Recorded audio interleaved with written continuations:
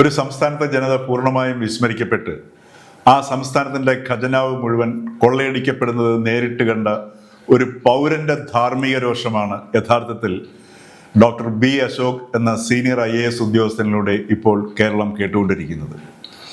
ഒന്ന് ആലോചിച്ച് നോക്കുക, നെൽകർഷകർക്ക് 240 കോടി രൂപ കൊടുക്കാനുള്ളത് പോലും കൊടുക്കാതെ, ഈ നെൽകർഷകരുടെയൊക്കെ അവസ്ഥ അറിയണമെന്നുണ്ടെങ്കിൽ നമുക്ക് കുട്ടനാട്ടേക്കും പാലക്കാട്ടേക്കും ഒക്കെ ഒന്ന് ചെന്ന് കണ്ടാൽ മതി. കുട്ടനാട്ടുള്ള ഒരു വൃദ്ധയായ ഒരു സ്ത്രീയുടെ വിലാപം, അവരുടെ രോഗിയായ മകനെയും ചികിത്സിക്കേണ്ടി വന്നതിൻ്റെ അവരുടെ വിലാപം പോലും നമ്മുടെ കാതുകളിൽ ഇപ്പോഴും മുഴങ്ങിക്കേൾക്കുന്നുണ്ട്. അങ്ങനെയുള്ളവർക്ക് ഉള്ള 240 കോടി രൂപ, മെഡിക്കൽ കോളേജുകളിലേക്ക് മരുന്ന് വാങ്ങിയ ഇനത്തിൽ 500 കോടി രൂപ കുടിശ്ശിക. ഇത്തരത്തിൽ ഒക്കെയുള്ള അവസ്ഥയിൽ അല്ലെങ്കിൽ 40,000 കോടി കുടിശ്ശിക കൊടുത്തു തീർക്കാനുള്ള ഒരു സംസ്ഥാനം 250 കോടി രൂപ തങ്ങളുടെ തെരഞ്ഞെടുപ്പ് പ്രചരണത്തിനായി സംസ്ഥാന ഖജനാവിൽ നിന്ന് ചെലവഴിച്ചു എന്ന് പറയുമ്പോൾ, അതല്ലെങ്കിൽ ദുർവിനിയോഗം ചെയ്തു എന്ന് പറയുമ്പോൾ, നമ്മളൊന്ന് ആലോചിച്ച് നോക്കുക, നമ്മൾ ഏത് കൈകളിലാണ് നമ്മളുടെ സംസ്ഥാന സർക്കാരിനെയും സർക്കാരിൻ്റെ ഖജനാവിനെയും ഏൽപ്പിച്ചത് എന്നുള്ളത്. നമസ്കാരം.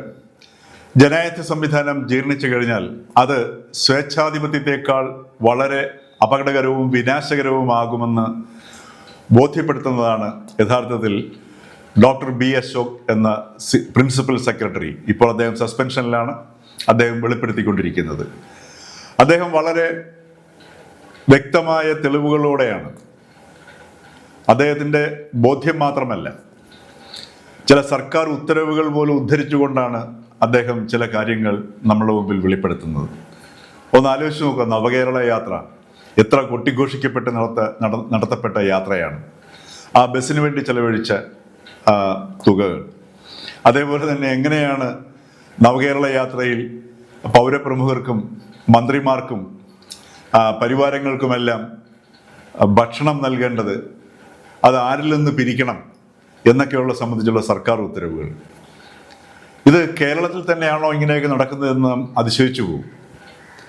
ഇതെല്ലാം ഈ സർക്കാർ ഇവിടെ ചെയ്യുന്നത് ഇവർക്ക് ഏതോ കാലത്ത് ചാർത്തപ്പെട്ട് കിട്ടിയ ഒരു പുരോഗമന കുപ്പായത്തിൻ്റെ പേരിലാണ്. ആ കുപ്പായത്തിനുള്ളിലുള്ള ഭദ്രതയാണ് യഥാർത്ഥത്തിൽ ഇടതുപക്ഷത്തിന് ഏത് രീതിയിലുള്ള ജീർണതകളിലേക്കും പോകാനായി ധൈര്യം പകരുന്നത്.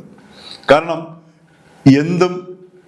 എന്ത് ആക്ഷേപങ്ങൾ ഉണ്ടായാൽ പോലും ഇപ്പോൾ നമ്മുടെ മുമ്പിൽ നിൽക്കുന്നത് ഒന്നാം പിണറായി സർക്കാരിൻ്റെ കാലത്തുണ്ടായ സ്വർണ്ണ കള്ളക്കടത്ത്, അതേപോലെ തന്നെ സ്പ്രിംഗ്ലർ കേസ്, അതേപോലെ തന്നെ ഇപ്പോഴും ചർച്ച ചെയ്യപ്പെട്ടുകൊണ്ടിരിക്കുന്ന കരിമണൽ സ്ഥാപനത്തിൽ നിന്നും പിണറായി വിജയൻ്റെ മകൾക്ക് സേവനം നൽകാതെ വേതനം ലഭിച്ചതിൻ്റെ സംഗതി, ഇതെല്ലാം യഥാർത്ഥത്തിൽ നാം ഇപ്പോൾ വിശ്വസിക്കാൻ ബാധ്യസ്ഥരാകുന്ന ഒരവസ്ഥയിലേക്ക് എത്തി നിൽക്കുകയാണ്. ഈ ഒരു അവസ്ഥയിൽ നിന്ന് ഇനി അടുത്തൊരു ഗവൺമെൻറ്, അത് ഈ ഗവൺമെൻറ് ആയിക്കോട്ടെ അടുത്ത ഗവൺമെൻറ് ആയിക്കോട്ടെ വന്നു കഴിഞ്ഞാലും ഈ 40,000 കോടി കുടിശ്ശിക കൊടുക്കാനുള്ള ആ ഒരു കെണിയിൽ നിന്ന് എങ്ങനെ കേരളത്തിന് പുറത്തു വരാൻ കഴിയും? എങ്ങനെ നമ്മുടെ നെൽകർഷകരോട് നീതി പുലർത്താൻ കഴിയും?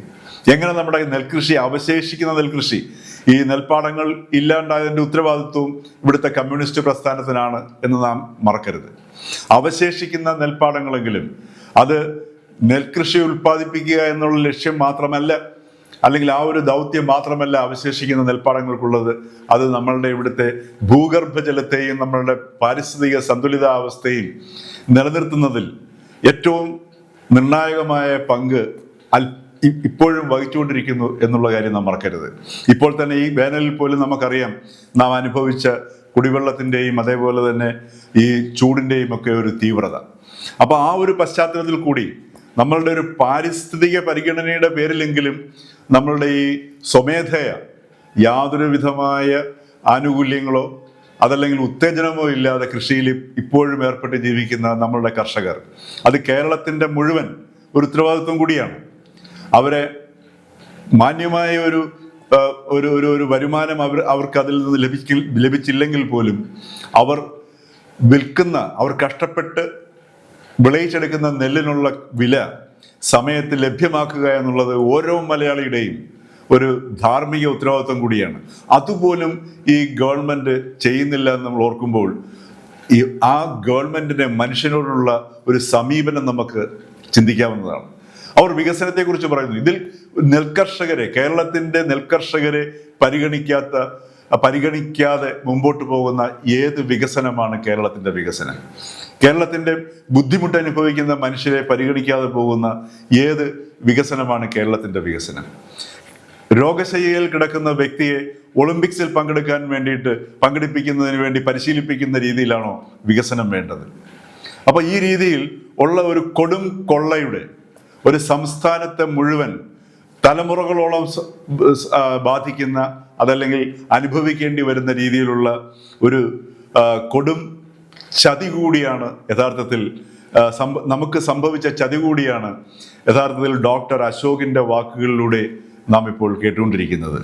മാത്രമല്ല, നമ്മൾ ഈ കഴിഞ്ഞ 10 വർഷത്തിനുള്ളിൽ ഇവിടെ തഴച്ചു വളർന്ന് അതിശക്തമായൊരു സമ്പദ് വ്യവസ്ഥയുണ്ട്, ഒരു സമാന്തര സമ്പദ് വ്യവസ്ഥ. അത് മയക്കുമരുന്നിൻ്റെ സമ്പദ് വ്യവസ്ഥയാണ്. ആ മയക്കുമരുന്നിൻ്റെ സമ്പദ് വ്യവസ്ഥയും കേരളത്തിൽ ഇത്ര കണ്ട് വർദ്ധിക്കാൻ കാരണം ഈ 10 വർഷത്തെ ഭരണം കൂടിയാണ് എന്നുള്ളതിൽ യാതൊരു സംശയവുമില്ല. ഡോക്ടർ അശോക് പറയുന്നു, നവകേരള യാത്രയ്ക്ക് പോയവർക്കുള്ള ഉച്ചഭക്ഷണം, അതുപോലെ പ്രാതലും ഉച്ചഭക്ഷണവും രാത്രി ഭക്ഷണവും ഒക്കെ അതിനുള്ള ചെലവ് പെട്രോൾ ബങ്കുകാരിൽ നിന്നും ക്വാറി കോൺട്രാക്ടർമാരിൽ നിന്നും മയക്കുമരുന്ന് മദ്യമ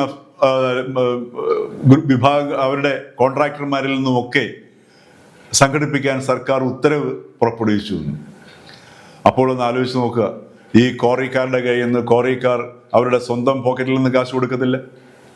അതേപോലെ തന്നെ മയക്കുമരുന്ന് മേഖലയിലുള്ളവർ, കാരണം അവരുടെ ലാഭത്തിൻ്റെ ഒരു ചെറിയ വിഹിതമാണ് ഇത്തരം സംഗതികൾക്ക് അവർ മാറ്റിവെക്കുകയും കൊടുക്കുകയും ചെയ്യുന്നത്. അത് അവരുടെ നിലനിൽപ്പിനും അത് ആവശ്യമാണ്. അപ്പോൾ ഈ രീതിയിൽ സാമൂഹികമായും സാമ്പത്തികമായും സാംസ്കാരികമായും ഇതിൽ പരം ഒരു സർക്കാരിന്, ഒരു ജനതയോട് ഒരു ദ്രോഹം ചെയ്യാൻ ഇല്ല എന്നുള്ളതാണ് നമ്മൾ ഈ ഡോക്ടർ അശോകിൻ്റെ വാക്കുകളിലൂടെ നാം മനസ്സിലാക്കേണ്ടത്. ഡോക്ടർ അശോകിൻ്റെ ഈ ഒരു ധൈര്യത്തിൻ്റെ പിന്നിൽ നമ്മൾ അംഗീകരിച്ചു കൊടുക്കേണ്ട ഒരു സംഗതി കൂടിയുണ്ട്. അദ്ദേഹത്തിൻ്റെ പിന്നിൽ ഏതെങ്കിലും ചെറിയൊരു അഴിമതിയുടെ ഒരു ഛായ ഉണ്ട് എന്നുണ്ടെങ്കിൽ തീർച്ചയായിട്ടും ഡോക്ടർ അശോകിന് മലയാളികളുടെ മുമ്പിൽ വന്നു നിന്ന് ഈ രീതിയിൽ സംസാരിക്കാനുള്ള ധൈര്യം ഉണ്ടാവില്ല. അപ്പോൾ ഒരു അഴിമതിക്ക് കൂട്ടുനിൽക്കാത്ത, അല്ലെങ്കിൽ അഴിമതിയിൽ ഉൾപ്പെടാത്ത ഒരു സർക്കാർ ഉദ്യോഗസ്ഥന് നിലനിൽപ്പില്ല എന്നുകൂടിയാണ് ഡോക്ടർ അശോകിൻ്റെ വാക്കുകൾ നമ്മളെ ഓർമ്മിപ്പിക്കുന്നത്.